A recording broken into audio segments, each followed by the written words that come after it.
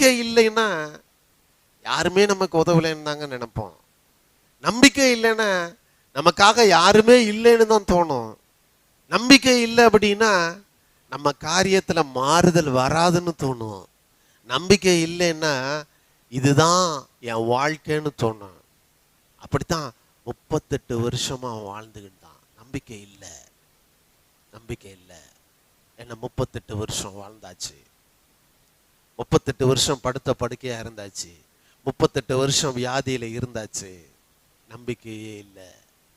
இந்த வியாதி நீங்குங்கிற நம்பிக்கை இல்லை, எழுந்து நடப்போங்கிற நம்பிக்கை இல்லை, இந்த படுத்த படுக்க மாறுங்கிற நம்பிக்கை இல்லை, வாழ்க்கையில புதிய காரியம் நடக்குங்கிற நம்பிக்கை இல்லை.